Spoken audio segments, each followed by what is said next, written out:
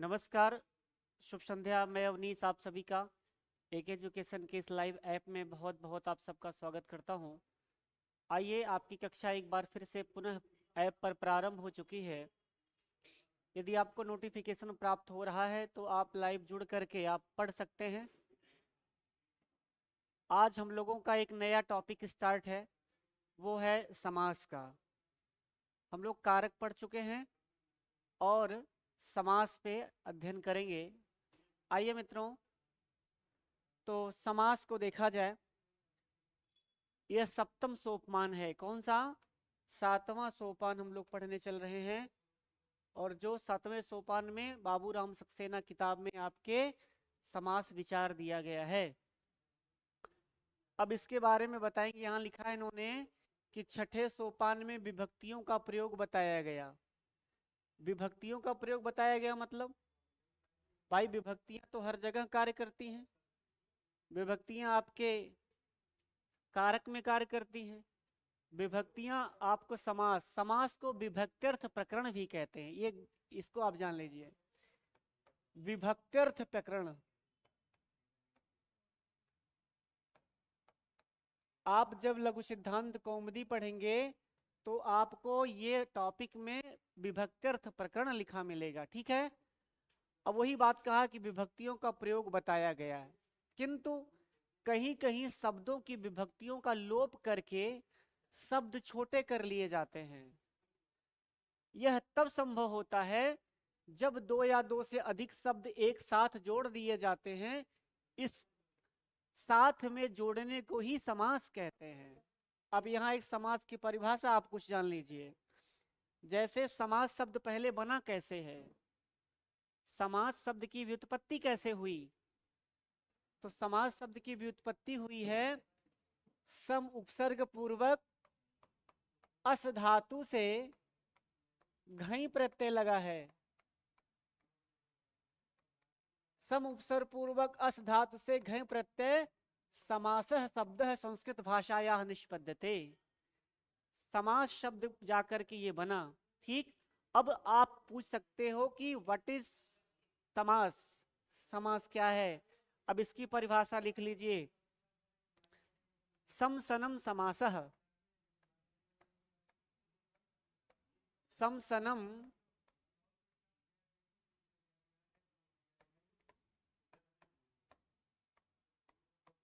समसनम समासः, इसका अर्थ क्या होगा? समसनम माने संक्षेपीकरण को समास कहते हैं। समसनम समासः, आप इसको लिख सकते हैं कि संक्षेपीकरण को समास कहते हैं।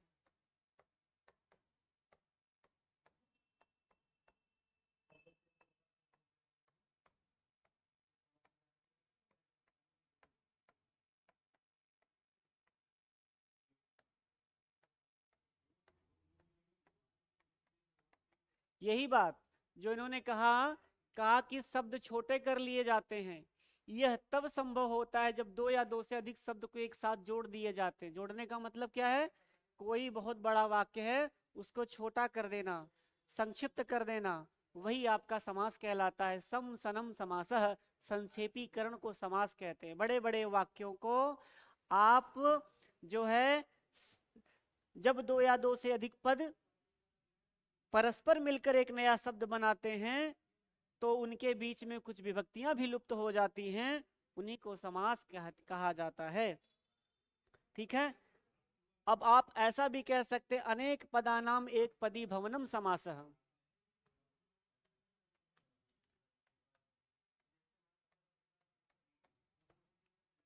अनेक पदानाम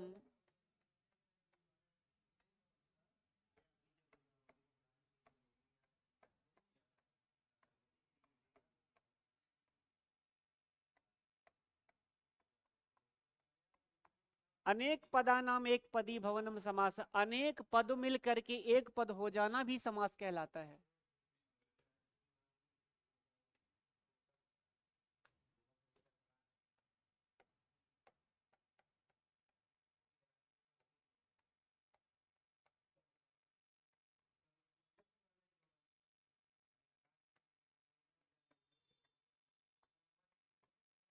अनेक पद मिलकर एक पद हो जाना,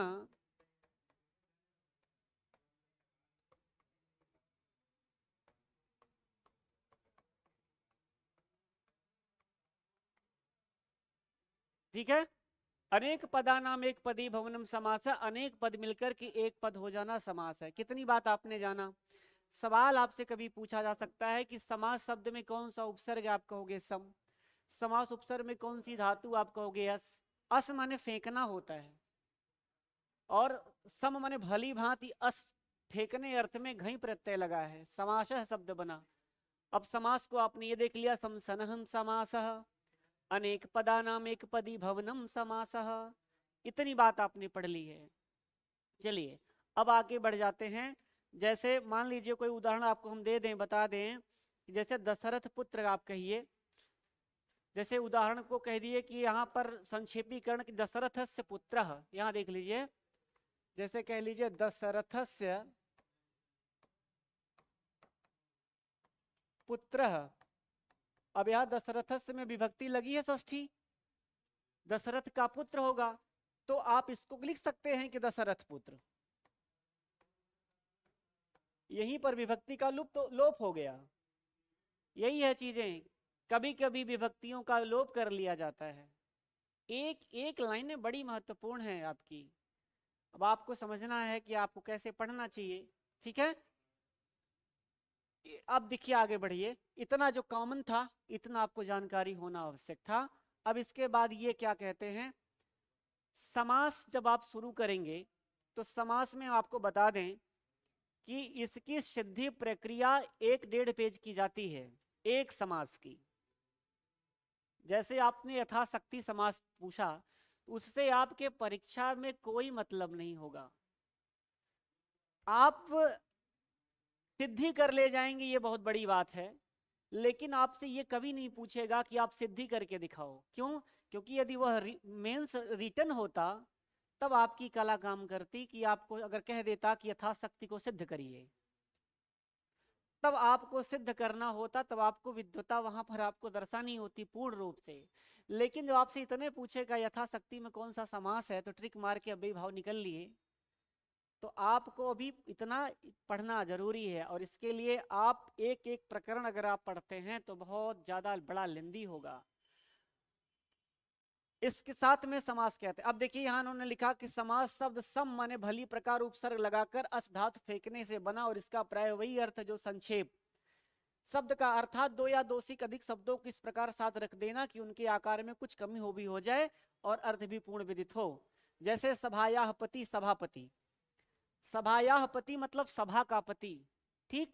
सभायाह में विभक्ति लगी है आपकी, ठीक है, षष्ठी विभक्ति लगी है और सभापति अर्थ निकल गया, मतलब विभक्ति का लोप हो गया। आगे देखिए, यहां सभापति वही अर्थ है जो सभायाह पति का है, किंतु दोनों को साथ कर देने से सभायाह शब्द के विभक्ति सूचक प्रत्यय या का लोप हो गया और इस कारण शब्द सभापति सभायाह पति से छोटा हो गया। बात समझ में आ रही ना अच्छे से। जैसे दो शब्दों को जोड़कर समास करते हैं, वैसे दो या अधिक समास शब्द भी जोड़े जा सकते हैं। जैसे आगे देखिए, जैसे राज्ञः पुरुषः, राज्ञः पुरुष माने राजपुरुष, राजपुरुषः राजा का पुरुष, राजा का नौकर, ऐसा कह सकते हो। तो राज्ञः में षष्ठी विभक्ति लगी है तो का की के संबंध होगा, आप इसको राजपुरुष कह सकते हो। उसी तरह से धनस्य वार्ता तो धन वार्ता कह सकते हैं। इस प्रकार दो समस्त शब्द हुए। अब यदि ये दोनों जोड़ दिए जाएं तो राजपुरुषस्य धन वार्ता, राजपुरुषस्य धन वार्ता, यह एक समस्त पद बन गया। मैं आपको एक बात बता दूं कि भाषा की सबसे छोटी इकाई क्या होती है? सबसे छोटी इकाई वर्ण होगी, या फिर आप जिसको ध्वनि कहते हो। जब वर्ण आपस में मिलते हैं तो क्या बनते हैं? पद बनते हैं, ठीक। अब जब कई सारे पद मिलते हैं तो फिर वाक्य बनता है। पद मिलता है कई शब्द, नहीं नहीं, यहां देखिए, जब वर्ण और ध्वनि कई सारे मिलते हैं तो शब्द बनता है, और जब कई सारे शब्द मिलते हैं तो पद बनता है। और बहुत सारे पद जब मिलते हैं तो वाक्य बनता है। अब यहां पर आपको यह देखना कि संधि क्या दूर करती है, संधि दूर करती है वर्णों के दोषों को, लिख लेना। संधि दूर करती है वर्णों के दोषों को।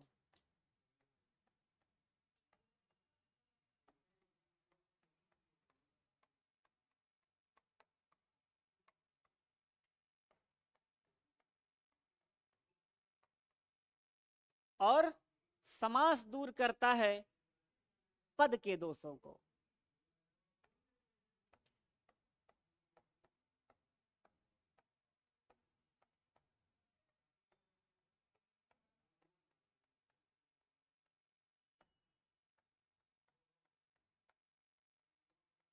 ठीक है, बहुत सारी बातें आपको बतानी है, तो ये चीजें आप इतना नोट कर लीजिएगा। ये सिस्टम होता है। यही बात कहा कि अब यहां पर हमने दो दो चीजों को जोड़ करके एक समस्त पद बना लिया। बन गया क्या, राजपुरुषस्य धनवार्ता। इस प्रकार कितने ही शब्दों को जोड़कर लंबे लंबे समास बनाए जा सकते हैं।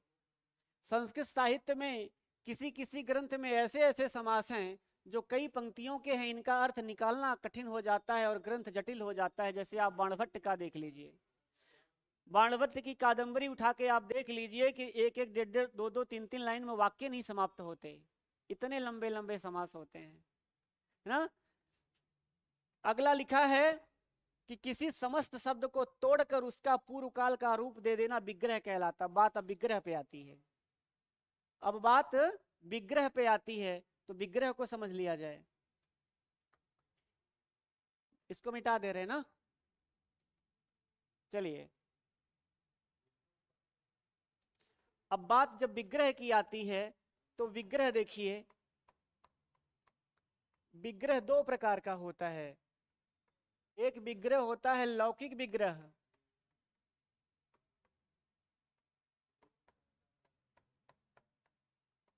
और एक होता है अलौकिक विग्रह।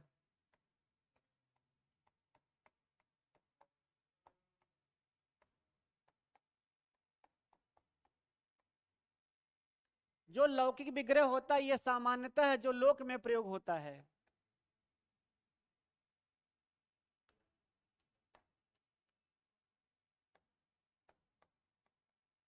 जो हम लोग नॉर्मल प्रयोग कर लेते हैं।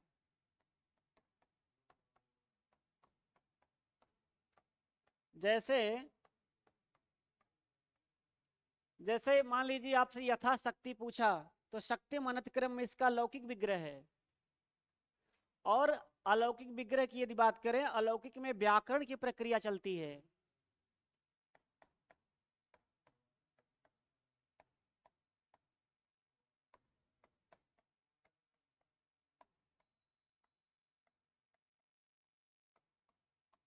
ये सब छोटी छोटी बातें हैं।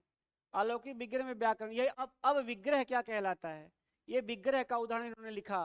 किसी समस्त शब्द को तोड़ दिया जाए और उसका पूर्व काल का रूप दे दिया जाए तो विग्रह कहलाता है। जैसे आप खिलौना को तोड़ दीजिए, कभी एक एप्लीकेशन आता है मोबाइल पे, आप या फिर वीडियो वगैरह देखते होंगे कि जैसे उसमें बहुत, जैसे ये उसका रोबोट का देखे है ना, तो ऐसे बिखरा रहेगा और इसके बाद जुड़ेगा तो ये किसी गाड़ी का आकार बन जाएगा। तो कोई चीज विखंडित है और उसको फिर से उस चीज को तोड़ तोड़ के जोड़ जोड़ के एक नया रूप दे दिया जाए, वो विग्रह कहलाता है। ठीक है, यही है, किसी समस्त शब्द को तोड़कर उसका पूर्व काल का रूप दे देना विग्रह कहलाता है। विग्रह का अर्थ होता है टुकड़े टुकड़े करना, मतलब दो भागों में बांटना या कई सारे भागों में बांटना, जिसे विग्रह कहते हैं। समस्त शब्द के टुकड़े टुकड़े करके ही पूर्व रूप दिखाया जा सकता है, इसलिए यह विग्रह है। उदाहरण के रूप में देखिए, जैसे धन वार्ता का विग्रह होगा धनस्य वार्ता। धन वार्ता एक पद, एक शब्द है, एक पद है, एक पद का कह दिया आपने धनस्य वार्ता, मैंने धन की वार्ता, तो इसका ये विग्रह हो गया। कैसा, लौकिक विग्रह कर लिया आपने, धनस्य वार्ता। अब अलौकिक विग्रह जो लगता है, अलौकिक विग्रह में यह देखा जाता है कि कौन सा धन शब्द किस विभक्ति का है। जैसे धनुष शब्द धन विभक्ति, किस विभक्ति क्या है? षष्ठी का। तो आप सु औजस अम और षष्ठाभ्याम भी इस तरह से विभक्ति लगा करके तब कर लेंगे तो धनुष्य वार्ता बन जाएगा, मतलब वो व्याकरणात्मक बात चलेगी। आगे आइए, किन शब्दों को कसे और किन के साथ जोड़ सकते हैं, इसके सूक्ष्म से भी सूक्ष्म नियम संस्कृत व्याकरणकारों ने नियत कर रखे हैं। ऐसा नहीं है कि जिस शब्द को जब चाहा तब दूसरे के साथ जोड़ दिया, यह भी नहीं है कि जब जबरदस्ती जहां चाहे वहीं जोड़ दें। किन शब्दों को कैसे कैसे किन शब्दों को कैसे और किन के साथ जोड़ सकते हैं, इसके सूक्ष्म से भी सूक्ष्म नियम संस्कृत व्याकरणों ने बताया है। ऐसा नहीं है कि जिस शब्द को जब चाहा तब दूसरे के साथ जोड़ दिया। उदाहरण जैसे लिखा है कि रघुवंश का लेखक कालिदास प्रसिद्ध कवि था। अब इस वाक्य का अनुवाद हुआ कि रघुवंश से लेखक कालिदास प्रसिद्ध कवि आसित। अब आप यहाँ समास करना चाहते हैं, मान लीजिए यदि आप इसमें इतने बड़े वाक्य में समास करना चाहते हैं तो लिखा है कि रघुवंश लेखक कालिदास प्रसिद्ध कवि आसित। कवि और आसित में समास नहीं होगा। जैसे लिखा ना कि कवि प्रसिद्ध है कवि आसित, अब कवि आसित में थोड़ी समास होगा कि आप यहां समास कर लीजिए, बीच में नहीं होगा। कालिदास और प्रसिद्ध में भी नहीं समास होगा। जहां समास होने लायक रहेगा वही समास होगा, ये नियम है कुछ। तो आप इसी तरह से आगे बढ़िए, अगले पद पे देखते हैं। लिखा है कि कब किन दशाओं में समास हो सकता है, इसके मुख्य नियम इस सोपान में आपको बताए जाएंगे। कब किन दशाओं में समास हो सकता है। अब कहां कहां समास हो सकता है, समास जितने समास हैं उसके अंतर्गत यह बात आपको बताई जाएगी। अब सबसे महत्वपूर्ण टॉपिक ये बात, समास के मुख्य 4 भेद होते हैं। यह टीजीटी के लिए है। यह टीजीटी में इंपॉर्टेंट सवाल खूब पूछता है कि समास कितने प्रकार के होते हैं, यह बात विवादित है। लघु सिद्धांत कौमुदी आप पढ़ेंगे या कोई पढ़ेंगे तो वहां सीधे लिखा रहता है समास पंचधा, समास 5 प्रकार के होते हैं ना। वरद राजाचार्य ने सीधे लिख दिया कि समास पंचधा 5 प्रकार के होते हैं, लेकिन बाबूराम सक्सेना कह रहे हैं कि समास 4 प्रकार के होते हैं। यदि आपसे टीजीटी में सवाल पूछेगा कि समास कितने प्रकार के होते हैं तो आप 4 ही मारोगे। क्यों? क्योंकि यह आपके सिलेबस में है। आप अपने सिलेबस से विपरीत क्यों जाओगे? यदि आप अपने सिलेबस से विपरीत जाते हो तो इसकी विपत अपने सर पे स्वतः आप मोल लोगे। क्योंकि जब इसके लिए प्रमाण देने की आवश्यकता होगी तो यही किताब प्रमाण बनेगी और कोई किताब तो आयोग मानेगा नहीं। इसलिए 4 आपको लगाना चाहिए। पहला समास अव्ययी भाव, दूसरा समास तत्पुरुष, तीसरा समास द्वंद्व और चौथा समास बहुव्रीहि समास होगा। अब यहां लिखा कि तत्पुरुष के अंतर्गत 2 प्रसिद्ध समास और हैं। कौन कौन? एक कर्मधारय, और कर्मधारय का भेद होता है द्विगु, इसलिए कभी कभी समास के 6 भेद पाए जाते हैं। ऐसा कभी कभी उन्होंने लिखा है। और यहां मुख्य लिख दिया ये बात कि समास के मुख्य 4 भेद होते हैं। मुख्य लिख दिया, मुख्य। वो मानते हैं मुख्य 4 ही, भले ही समास 6 हो जाते हैं। होते जोड़ेंगे तो आप हो ही जाएंगे भाई 4 ये और तत्पुरुष के 2, एक कर्मधारय, एक कर्मधारय का भेद है द्विगु। बात समझ में आ गई? अब देखिए यहाँ कहा कि इस श्लोक में सारे समास बता दिए जाते हैं कि द्वंद्वौ द्विगुरपि चायहम् मद्गेये नित्यम अव्ययी भावः तत्पुरुषः कर्मधारः येनाहम् श्यामं बहुव्रीहि। द्वंद्व, द्विगु, अव्ययी भाव 3 ये हो गया, तत्पुरुष, कर्मधारय 5 और बहुव्रीहि 6। ये 6 समास बताए जाते हैं। अब आगे आइए कि समास के 4 भेद समास में आए हुए दोनों शब्दों की प्रधानता अथवा अप्रधानता पर किए गए हैं। समास के 4 भेद समास में आए हुए दोनों शब्दों की प्रधानता अथवा अप्रधानता पर किए गए हैं। अव्ययी भाव समास में समास का प्रथम शब्द प्रायः प्रधान रहता है। अब अव्ययी भाव का उदाहरण आपको परिभाषा बता रहे हैं। जब पहला समास ये अव्ययी भाव है, इसकी चर्चा शुरू किया इन्होंने, क्योंकि आपका पहला समास अव्ययी भाव ही पढ़ना है। समास के 4 यहाँ अव्ययी भाव समास में समास का प्रथम पद प्रायः प्रधान रहता है। मतलब जिसको संस्कृत में कहते हैं पूर्व पदार्थ प्रधान अव्ययी भाव। ये कहते हैं ना कि पूर्व पदार्थ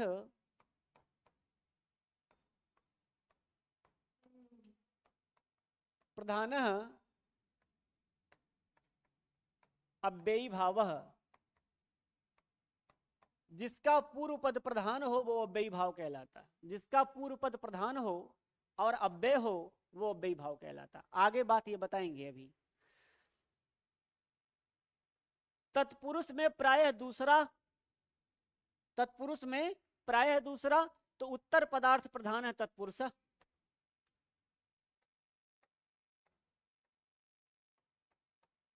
उत्तर पदार्थ प्रधान तत्पुरुष।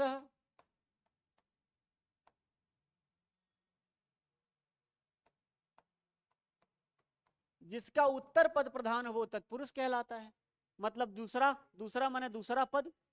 द्वंद्व में प्रायः दोनों प्रधान रहते हैं, तो उभय पदार्थ प्रधान है द्वंद्व।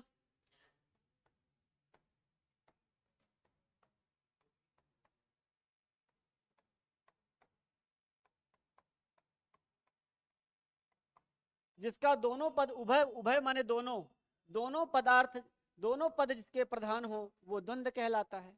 और बहुव्रीहि में दोनों में से, बहुव्रीहि में दोनों में से एक भी प्रधान नहीं रहता, दोनों मिलकर एक तीसरे शब्द के ही विशेषण होते हैं। मतलब अन्य पदार्थ प्रधान है बहुव्रीहि।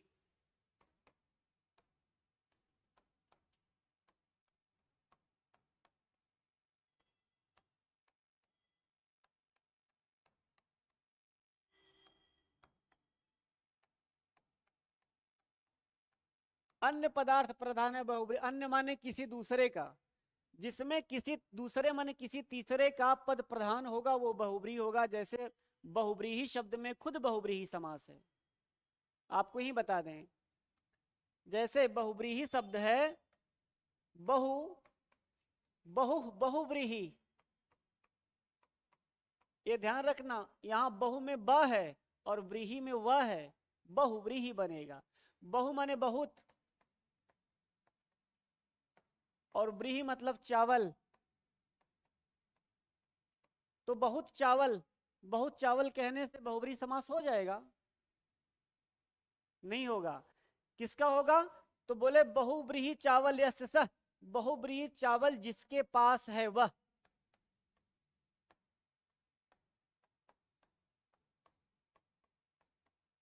अब या तो ये बनिया होगा या फिर किसान। या तो किसान चावल पैदा करता है, और या तो भाई आप बनिया खरीद लेता है, उसके पास रख लेता है, स्टोर कर लेता है, उसके पास चावल रखा है। तो बहुव्रीहि में इसे ये कहा कि न तो प्रथम पद की प्रधानता, न तो दूसरे पद की प्रधानता, बल्कि कोई तीसरा पद प्रधान जो होता है वो अव्रीहि भाव आपका बहुव्रीहि समास कहलाता है। बात समझ में आ गई? जैसे पीतांबर, पीतम अंबरम यस्य सः, पीला है कपड़ा जिसका। न तो पीतम के, पीतम माने पीला, अंबर माने कपड़ा, पीला कपड़ा, पीला कपड़ा क्या। लेकिन पीतांबर करेंगे अगर, पीतांबरम और पीतांबर में अंतर होता है, आप आगे बताया जाएगा। जब पीतांबर कहेंगे तो पीला कपड़ा है जिसका किसी तीसरे विष्णु भगवान का होगा, वो पीला रंग के कपड़े पहनते हैं ऐसा। तो इसीलिए कि अन्य पदार्थ प्रधान है बहुव्रीहि, जिसका तीसरा पद प्रधान हो वो बहुव्रीहि समास कहलाता है। बात समझ में आ गई? इतना तो आपने अभी तक समास की परिभाषा पढ़ी कि पूर्व पदार्थ प्रधान है अव्ययी भाव, उत्तर पदार्थ प्रधान है तत्पुरुष, उभय पदार्थ प्रधान है द्वंद्व, और अन्य पदार्थ प्रधान है बहुव्रीहि। और दिगु समास तो संख्यावाची दिगु, ये भी नोट कर लीजिए, संख्यावाची दिगु। जिस जिस जिस समास में संख्या पद हो, संख्यावाची, संख्यावाची दिगु, और विशेषण विशेष बहुलम कर्मधारय, जिसका में विशेषण और विशेष और विशेषण वो कर्मधारय कहलाता है।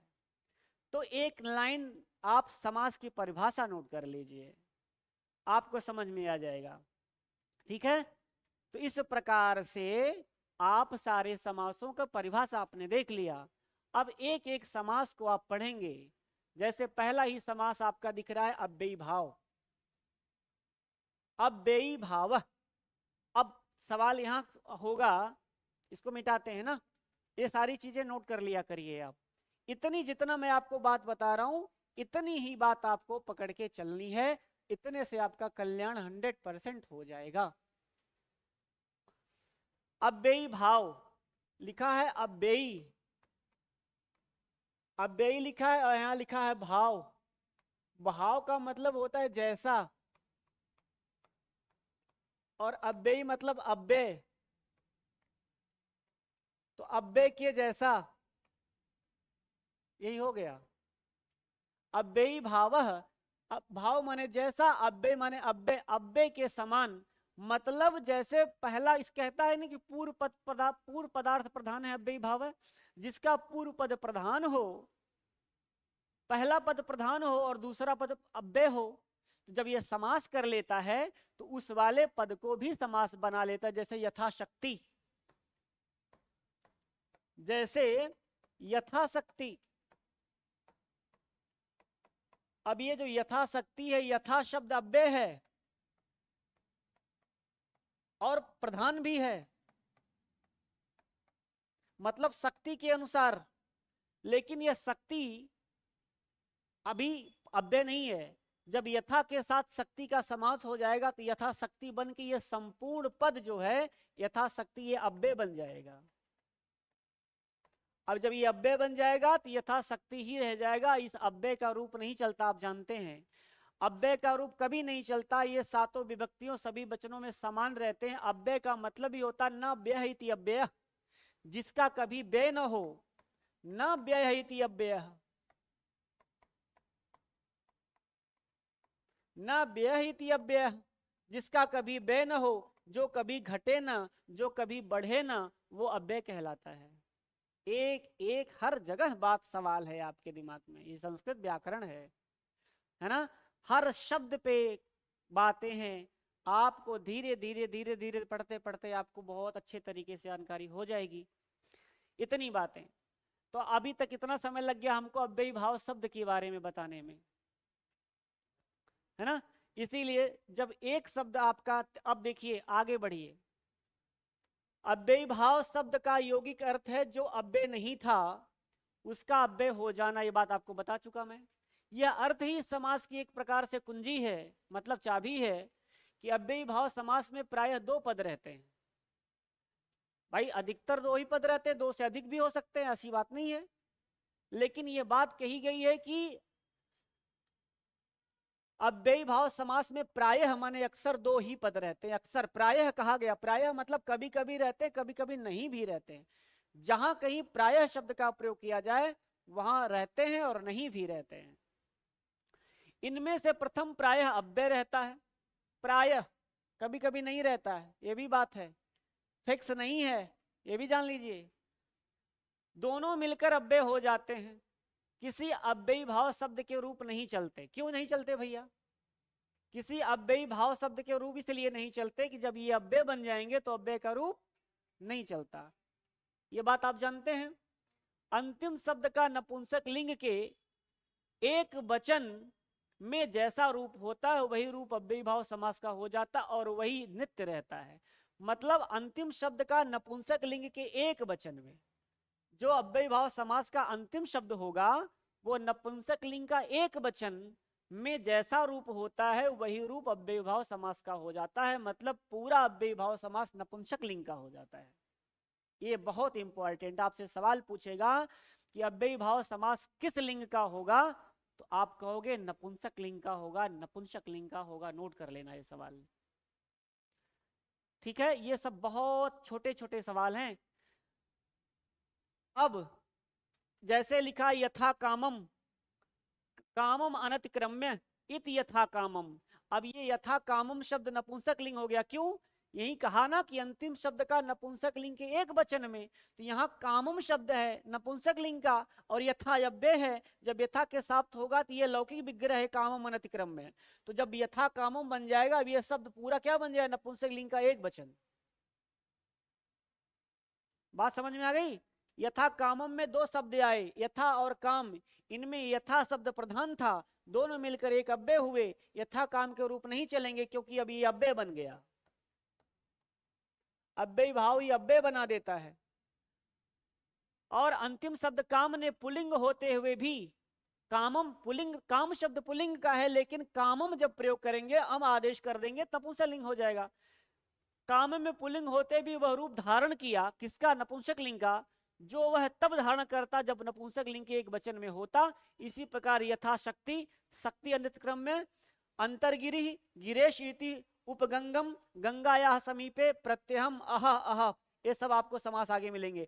प्रत्यहम में भी अह अह, दिनम प्रतिदिनम में दिनम दिनम प्रति, और उपगंगम गंगाया समीपे, ऐसे समास आपके उदाहरण आपको देखने को प्राप्त होंगे।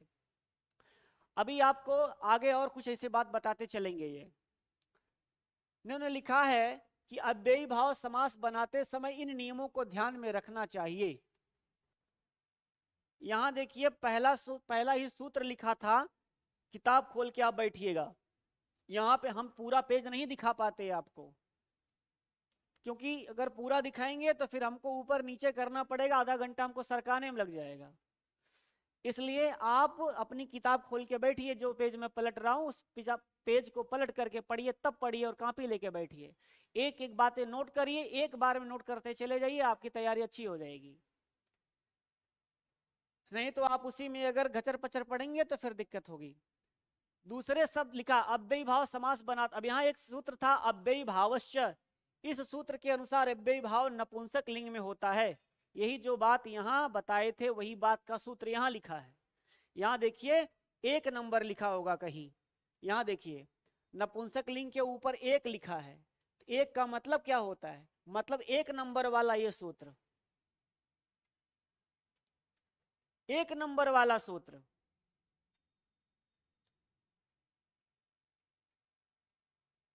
ठीक है, एक नंबर वाला सूत्र यही अव्ययी भावश्य। अब आपसे सवाल टीजीटी में पूछेगा कि अव्ययी भावश्य क्या करता है। अब देखिए महत्वपूर्ण एक एक बात छोड़ेंगे नहीं, आपको सब बताएंगे।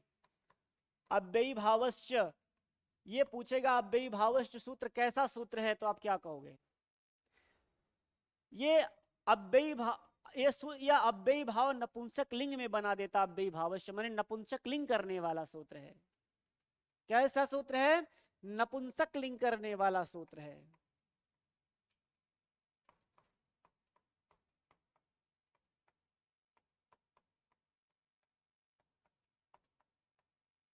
और यही सूत्र जो है अव्ययी भाव को नपुंसक लिंग एक वचन में कर देता है, अव्ययी भावश्च। यहां लिखा भी इस सूत्र के अनुसार अव्ययी भाव नपुंसक लिंग में होता है।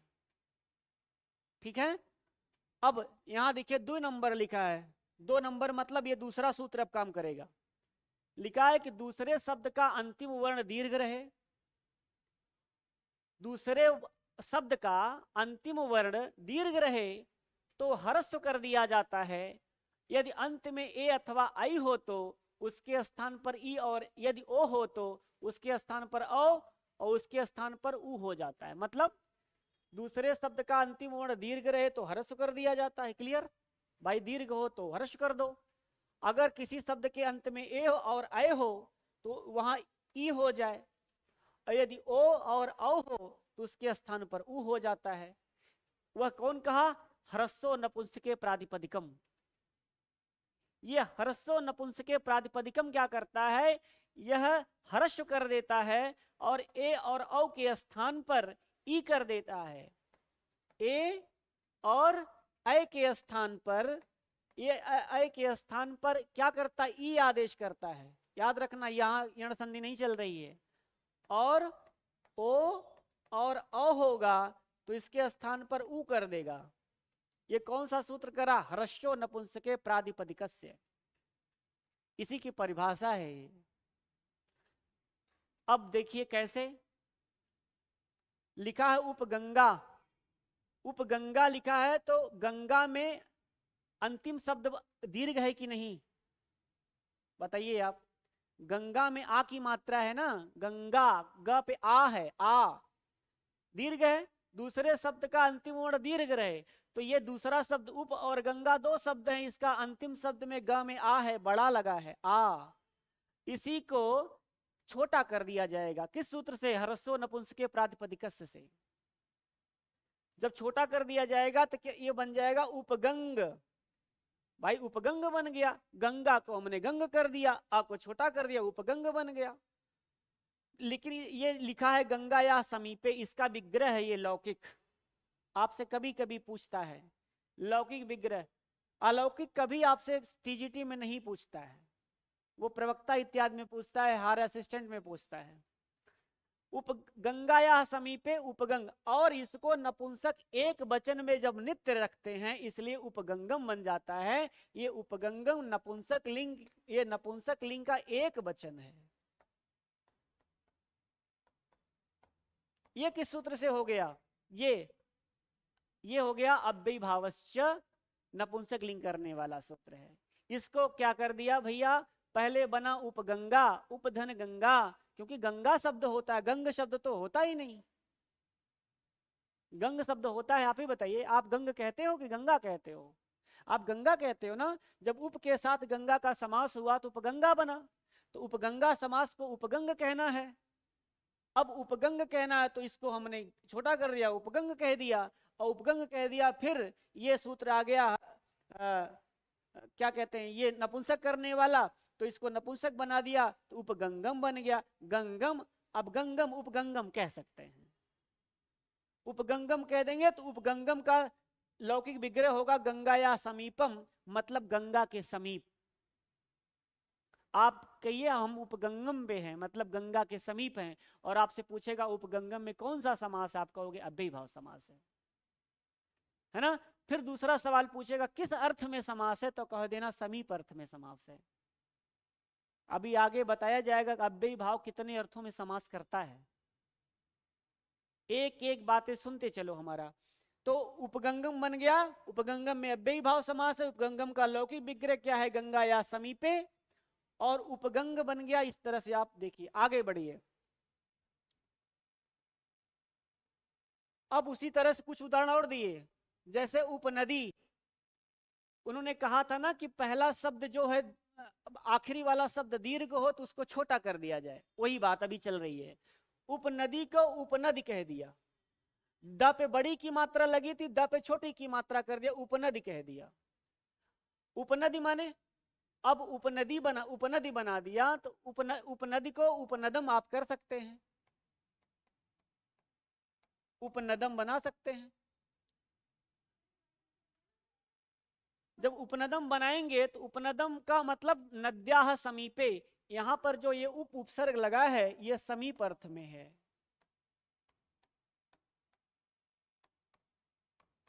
ये किस अर्थ में है?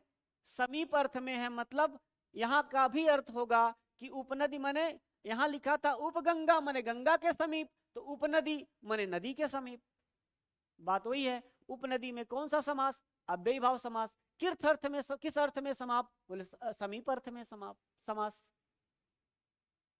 उसी तरह से उपबधु, ध पे बड़ा उ की मात्रा लगी, उपबधु, तो उपबधु बन गया, उपबधु शब्द बन गया। उपबधु ना, बध्वा समीपे मतलब बधु के समीप,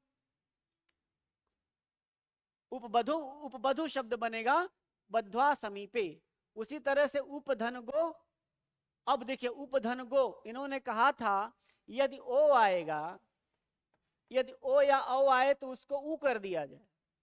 कहा था नहीं, कहानी नहीं कहा था, कहा था। तो उपधन गो को यहां गोह समीपे, उपगु शब्द बना दिया, उपगु।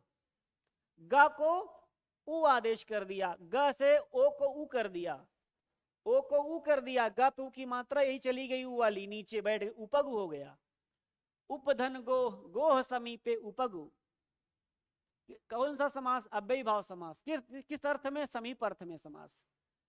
उपधन नौ, देखिए नौ में औ है, तो औ को भी चाहे ओ चाहे औ दोनों आए, उसको भी चाहे औ आए चाहे ओ आए, दोनों को इस उ कर देगा, तो देखिए उपनु बन गया। उपधन नौ उपनु माने नाव समीपे, नाव के समीप। ऐसे तरह से ये आपका समास चलता है। इतनी बातें समझते रहिए। सूत्र जरूर जानते रहिए, कौन सा सूत्र से समास हुआ, कौन सा सूत्र समास करता है, ये जानते रहिए। सिद्धि प्रक्रिया आपको एक दिन बताएंगे, उसमें कुछ महत्वपूर्ण सूत्र हैं, जैसे कृत तद्धित समासाश्च से प्रातिपदिक संज्ञा होती है। प्रातिपदिक संज्ञा करने वाला समास पहले समास होता है, समास की प्रातिपदिक संज्ञा होती है, सुपोधात प्रातिपदिक उसका लोप होता है।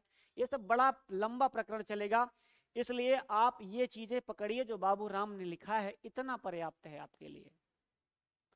अब देखिए यहां पर एक नंबर लिखा है, तो एक नंबर आपकी किताब के नीचे पृष्ठ संख्या 237 पर आपकी किताब के नीचे वो सूत्र लिखा होगा, 237 लिखा होगा ना। पहला लिखा हुआ अनश्य सूत्र, अनश्य अनंत अव्ययी भाव समास में टच प्रत्यय लगता है। ये इसके एक नंबर लिखा है, तो नीचे जब से जाएंगे तो वहां अनश्य सूत्र लिखा होगा। वो क्या कहता है?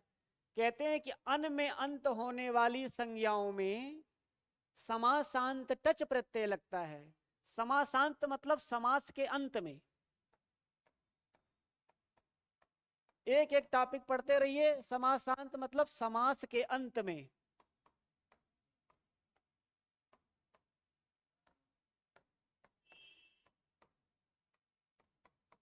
अब इतना दिन से आप पढ़ रहे हैं तो आपको इस बात की पता होगा कि प्रश्न की प्रकृति समास से कैसे पूछी जाती है। यही तो पूछा जाता है, इसमें कौन सा समास है, विग्रह क्या है, यही तो पूछा जाता है, और क्या पूछा जाता है। समासांत माने समास के अंत में अगर टच प्रत्यय लगता, टच एक प्रत्यय है, टच में इस टच प्रत्यय में केवल अशेष रचता, अशेष बचता है, यही जुड़ता है अ। अन में अंत होने वाली संज्ञाओं में समासांत टच प्रत्यय पुल्लिंग और स्त्रीलिंग में नित्य ही और नपुंसक लिंग में विकल्प से लगता है। इस बात को याद रखना, अनश्य सूत्र है। अनश्य सूत्र क्या करता है, अभी आपको नीचे किताब में देखिए, अनश्य सूत्र समासांत को टच प्रत्यय लगाता है। कब लगाता है भैया? जब वो पुल्लिंग और स्त्रीलिंग आएगा, शब्द तो नित्य लगाएगा, और जब नपुंसक लिंग में विकल्प से लगाता है। जब विकल्प से लगाएगा तो दो दो रूप बनेंगे, और जब पुल्लिंग और स्त्रीलिंग में लगाएगा तो एक एक समास का रूप बनेगा। इस बात को आप समझते रहिए। लिखा है कि अन अंत होने वाली संज्ञाओं में समासांत टच प्रत्यय जुड़ने से अन का लोप हो जाता है और टच का अ जुड़ जाता है। जैसे उपराजन, क्या शब्द लिखा है? उपराजन, उप धन राजन। राजन में आप इसको तोड़ेंगे, राजन को, तो राज यहां से ज में से अ निकाल लिया और आगे कर लिया, राजन पे हलंत लगा होगा, तो ये अन, ये अन क्या है? अन लिखा है ना कि जुड़ने से अन का लोप हो जाता है। जब ये अन चला जाएगा तो बन जाएगा उपराज। ध्यान से समझिए, उपधन राजन में अन का लोप होगा तो बचेगा केवल राज, तो बन गया उपराज। देखिए, उपधन राजन में टच प्रत्यय जब लगा तो ये उपराज बना। और उपराज में बनता क्या है? हमने कहा था जब उपराज शब्द से आप टच प्रत्यय लगाओगे, और हमने बताया कि टच में केवल अ शेष बचता है। यही अ जो है, टच मतलब अ, यही आ जाके ज में मिल जाएगा तो पूरा ज पूरा हो जाएगा, उपराज हो जाएगा। यही आपका उपराज यहां देखने को मिल रहा है। बात समझ में आ गई होगी ना? हर एक लाइन बहुत महत्वपूर्ण है मेरे यार, ठीक है।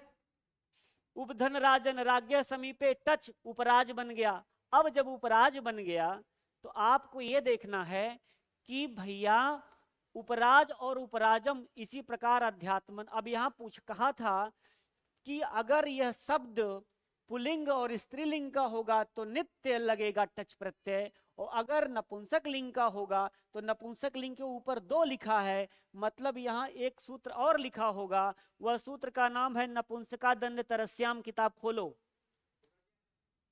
लिखा है नपुंसका दंड तरस्याम, अनंत नपुंसक लिंग शब्द भाव समास के अंत में आवे तो विकल्प से टच लगेगा। टच लगने पर नस तद्धिते के अनुसार प्रथम तो अन का लोप हो जाएगा, फिर टच का आ जुड़ने पर नपुंसक लिंग में उपचर्मम बनेगा, टच न लगने पर उपचर्मन बनेगा, ऐसा बताया जा रहा है। न लोप प्रतिपादिकांत से न का लोप होकर उपचर्म बनेगा। ये सब बातें हैं, लेकिन आप यहां समझना, जितनी बात मैं बता रहा हूं उसको ही पकड़े रहना। तो उसी तरह से जब ये नपुंसक लिंग का होगा तो उपराज को उपराजम बन गया, एक उपराजम बन शब्द बन गया। उपराजम में कौन सा प्रत्यय लगा है, आपसे ये सवाल पूछा जाता है, ये सवाल पूछा जाता है, एक एक लाइन नोट कर लो।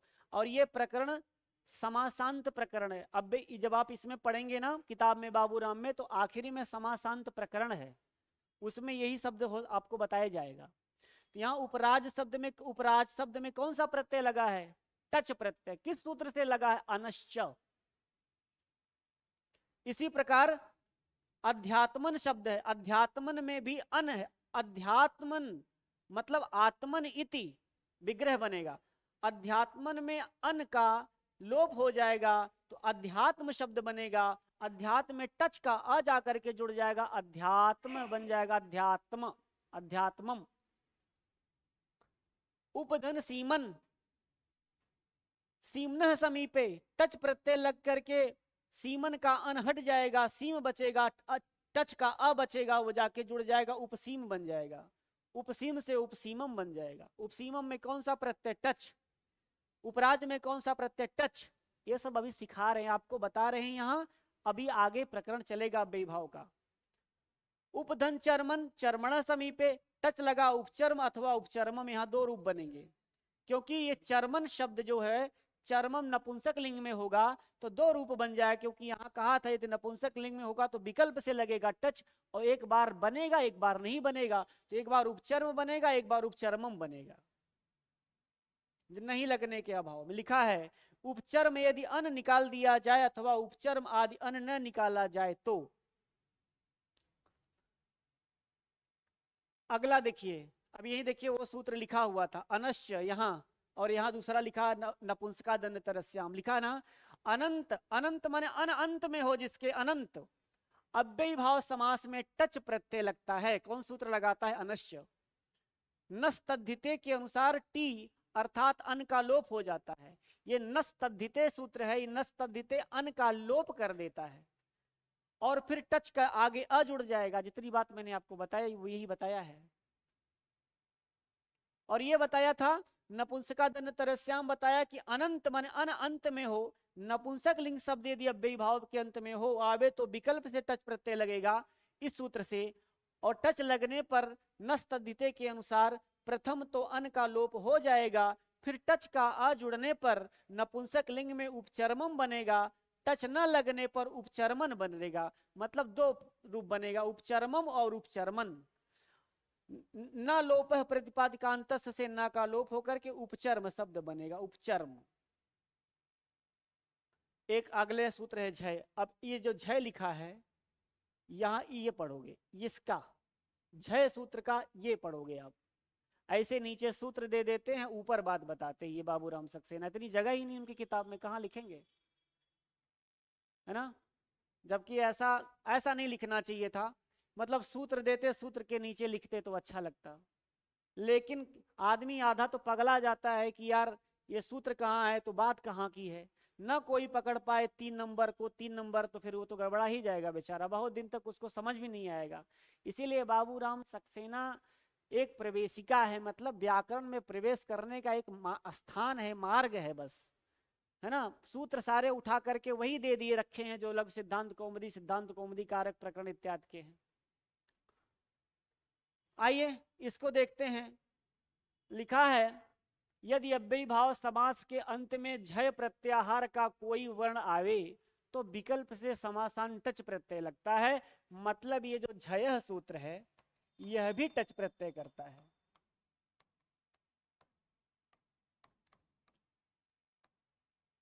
झय प्रत्यय भी क्या करता है, यह भी सूत्र भी विकल्प से टच प्रत्यय लगाता है।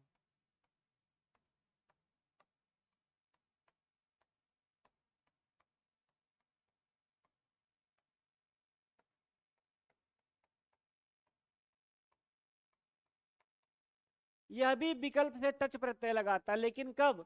कह रहा है कि जब अव्ययी भाव समास के अंत में झय प्रत्याहार का कोई वर्ण आए। झय प्रत्याहार माने जबई खड़दस जब गड़दस खप छटत चटतौ कपय, कपय के य तक जाएगा, झय बनेगा।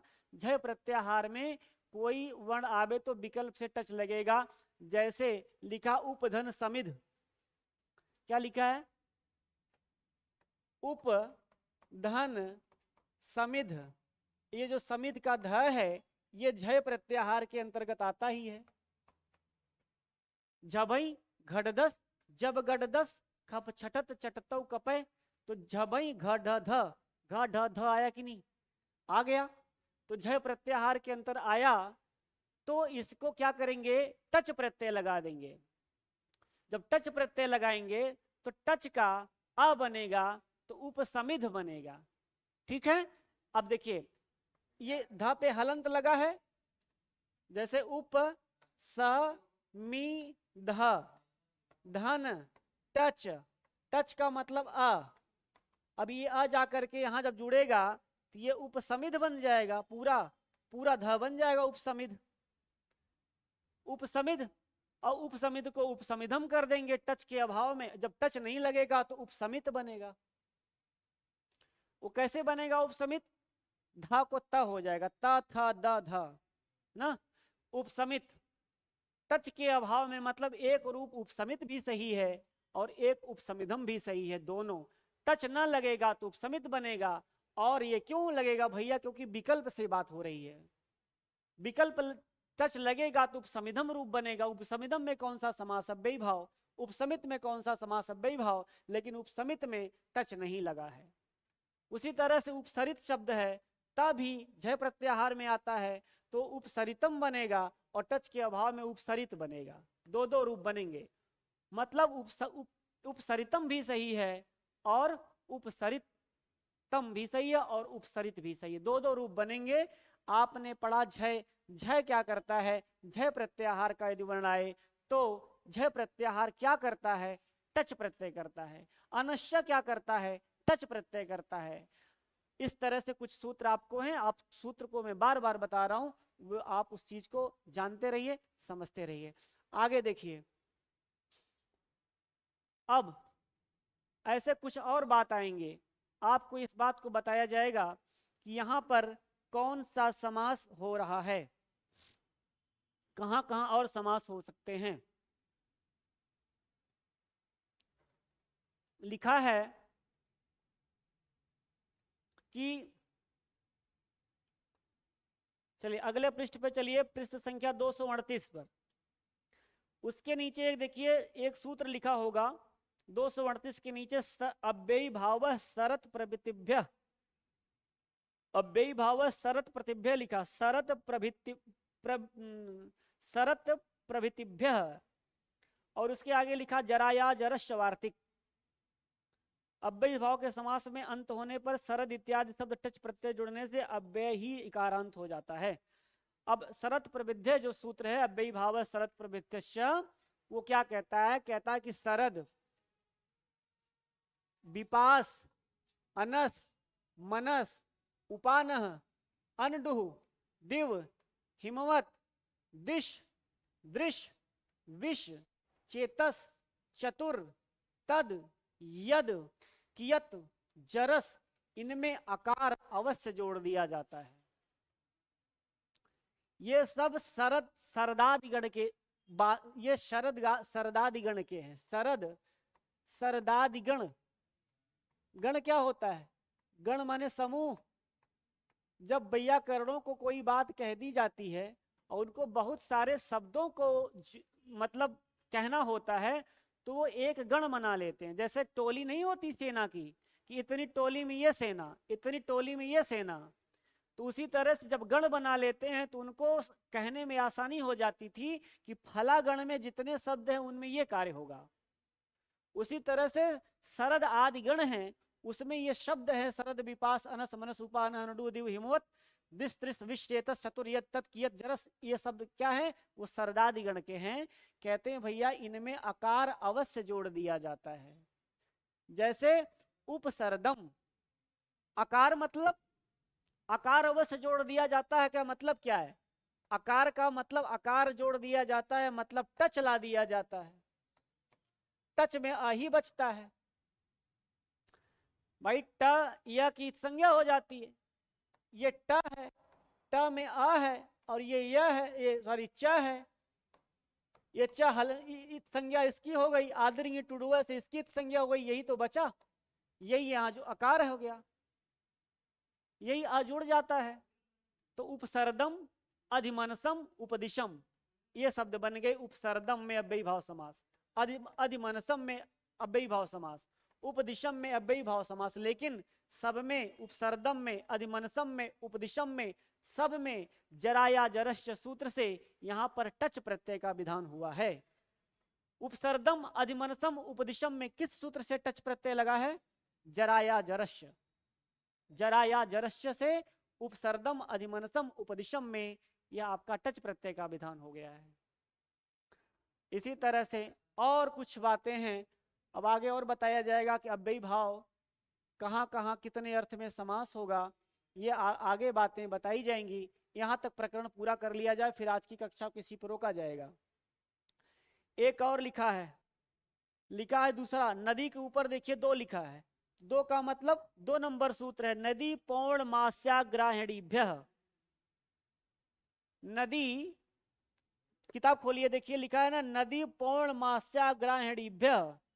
अब इसी की बात बताई गई, कहा नदी, पौर्णमासी तथा आग्राहिणी शब्दों के अव्ययीभाव समास के अंत में आने पर विकल्प से टच प्रत्यय लगता है। जब कभी नदी शब्द का प्रयोग होगा, जब कभी पौर्णमासी शब्द का प्रयोग होगा, जब कभी आग्राहिणी शब्द का प्रयोग होगा, तो ये जो सूत्र है आपकी किताब में, ये कौन सा सूत्र है? ये आपका सूत्र है नदी पौर्णमास्याग्राहिणीभ्य। इस सूत्र से टच प्रत्यय विकल्प से लगता है। जब विकल्प से लगेगा तो दो दो रूप बनेंगे। लिखा है इस प्रकार के शब्दों के साथ अव्ययी भाव समास बनने पर दो दो रूप सिद्ध होंगे। उपधन नदी उपनदी बनेगा और उपनदम भी बनेगा। उपनदी माने जब टच प्रत्यय लगेगा तो आपका उपनदम भी, उपनदी भी बनेगा और उपनदम भी बनेगा। उसी तरह से उपधन पौर्णमासी शब्द लगेगा तो उपपौर्णमासी बनेगा, उपपौर्णमासम बनेगा। उपधन आग्राहिणी शब्द लगेगा तो उपाग्राहिणी शब्द बनेगा, उपाग्राहिणम शब्द बनेगा। ये शब्दों को पकड़ के रखना। समास प्रकरण में एक एक शब्द जो समास बना है उसको पकड़ के रखो कि इसमें कौन सा प्रत्यय लगा है, किस सूत्र से लगा है।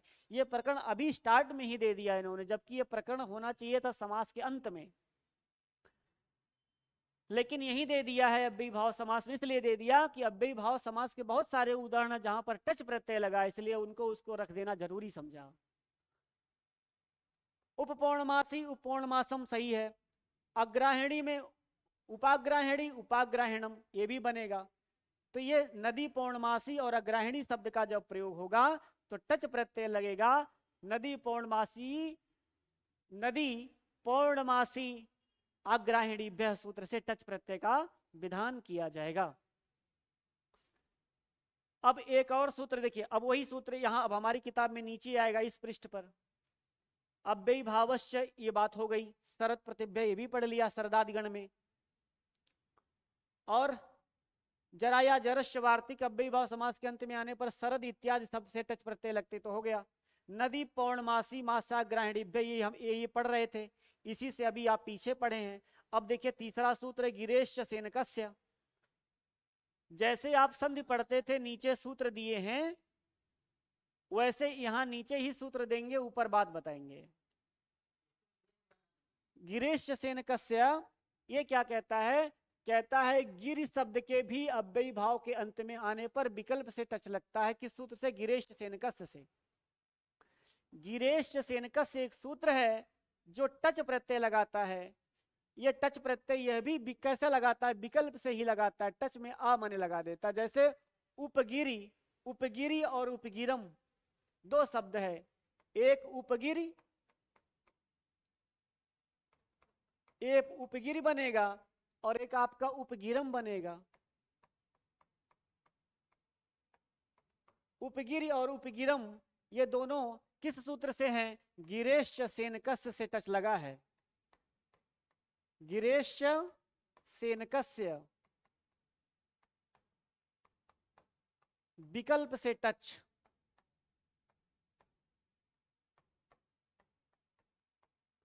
बहुत कठिन नहीं पढ़ाना चाहते इसमें, नहीं तो आप परेशान हो जाओगे।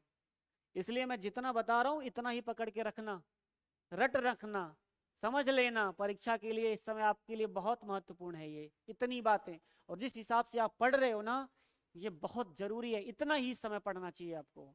और क्या पढ़ते? सूत्र जो कहता वही करते। प्रक्रिया तो आप देख ही रहे हो। उपगिरी उपगिरी उपगिरम में, उपगिरी और उपगिरम में जो समास हुआ वही है। अब आगे लिखा है, ये चौथा नंबर सूत्र हम लोग कल पढ़ेंगे। अब यहां लिखा कि अव्ययम विभक्त समीप विद्यर्था भावात संप्रत शब्द प्रादुर्भाव पश्चात योगपद आनुपूर्वेण योगपद सादृश्य संपत्ति शा कल्याणत वचनेषु। ये बता रहा है। कहोगे कि कथा कह रहे हैं, कथा नहीं कह रहे, ये 16 अर्थों में समास होता है। यही पूछा जाता आपसे सवाल कि अव्ययी भाव समास, अव्ययी भाव समास 16 अर्थों में होता है।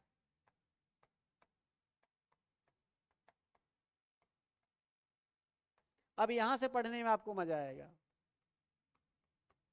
अव्ययी भाव समास 16 अर्थों में होता है। पहला सवाल टीजीटी के लिए कि अव्ययी भाव समास कितने अर्थों में होता है। अभी तक तो अव्ययी भाव टच मच पढ़ रहे थे, आप पढ़ रहे थे कि नहीं पढ़ रहे थे? अब कितने अर्थों में समास होगा अव्ययी भाव? 16 अर्थों में होगा। वो अर्थ कौन कौन? इसी में लिखा, अव्यय अर्थ में, विभक्ति अर्थ में, समीप अर्थ में, समृद्धि अर्थ में, वृद्धि अर्थ में, अर्थाभाव अर्थ में, है ना। इसीलिए सारे सबका नाम लिख दिया गया और एक एक का समीप, समृद्धि, वृद्धि सबका उदाहरण लिखेंगे और बताएंगे कि यह सवाल किस अर्थ में होगा, यह समास किस अर्थ में बने हैं। इसको कल हम लोग पढ़ेंगे। यहां से इतना जितना आज मैं प्रकरण पढ़ाया हूं, इसको आप इस बात को समझना। जो कुछ दिक्कत होगी आप हमसे संपर्क कर सकते हैं, पूछ सकते हैं, बात कर सकते हैं। इतना ही पकड़ के आपको चलना है। यहां से कितने अर्थों में समास होगा, बस इसके बाद धीरे धीरे जब समास, आज पहला दिन है, 2-3 दिन आप समास में घुस जाओगे तो आपको खुद लग जाएगा कि हमको ऐसे पढ़ना है। ठीक है, तो आज की कक्षा को यहीं पर रोकेंगे। कल मिलते हैं आपसे। कल रविवार है, फिर आपसे सोमवार की कक्षा आपकी चलेगी। बहुत बहुत धन्यवाद। शुभ संध्या।